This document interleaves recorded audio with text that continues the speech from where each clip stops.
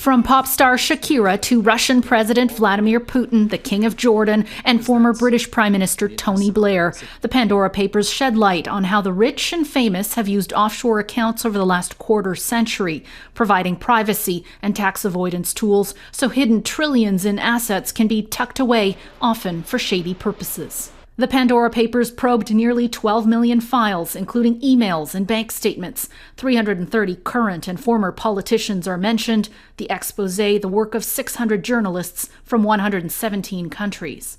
To be clear, it's not illegal to have an offshore bank account or to set up a company in another country, as long as it's disclosed and the appropriate taxes are paid. The problem with tax havens, though, is that they're a go-to for money launderers, criminals, and tax evaders. So our tax system makes it just a bit too easy to pay very little tax when you're holding assets abroad and investing abroad.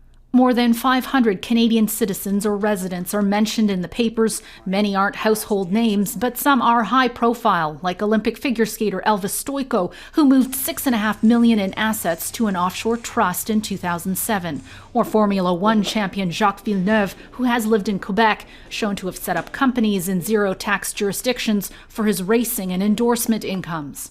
In a statement to Global News, the Canada Revenue Agency reiterates its commitment to protecting the integrity of the Canadian tax system by combating international tax evasion and aggressive tax avoidance domestically and internationally.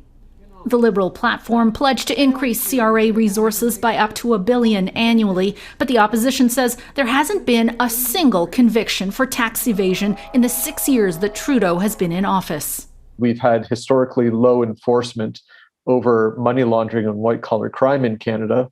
Tax experts say that since a similar investigation, the Panama Papers, were released 5 years ago, some rules globally and in Canada have changed to catch tax avoiders. But with the right lawyers and accountants, companies and individuals are still able to play hide-and-seek with their wealth.